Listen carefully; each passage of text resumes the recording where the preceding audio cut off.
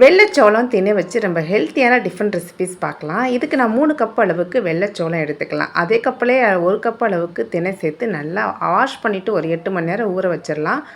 1 cup அளவுக்கு உளுந்து, 1/2 spoon வெந்தயம் சேர்த்து அதையும் ஊற வச்சிடலாங்க.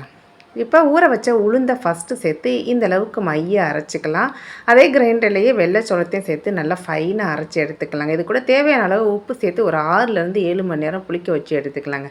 இந்த மாவுலேருந்து நம்ம பஞ்சு போல் இட்லி செய்யலாம். நல்லா கிறிஸ்பியாக தோசை கூட செய்யலாங்க. பாருங்கள், தோசையெல்லாம் அவ்வளோ அருமையாக வரும். சாப்பிட்றதுக்கும் அவ்வளோ டேஸ்ட்டாக இருக்குங்க. ஒரு தக்காளி சட்னி கூட வச்சு சாப்பிட்டு பாருங்கள். இந்த வெள்ளைச்சோள தோசை அவ்வளோ டேஸ்ட்டாக இருக்கும்.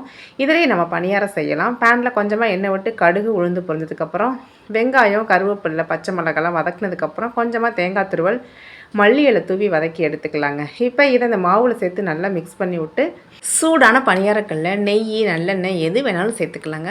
மாவு பாருங்கள், கொஞ்சம் கெட்டியாக இந்த கன்சிஸ்டன்சியில் இருக்கணும். நல்லா மூடி வச்சு 2 சைடும் திருப்பி விட்டு வேக வச்சு எடுத்தானா இந்த வெளியில் நல்லா கிறிஸ்பியாக உள்ள நல்லா சாஃப்டான வெள்ளை பணியார ரெசிபி ரெடி ஆயிடுச்சுங்க. இது மாதிரி நிறைய மில்லட்ஸ் ரெசிபீஸுக்கு ஷீலா சேனலை மறக்காமல் சப்ஸ்கிரைப் பண்ணுங்கள்.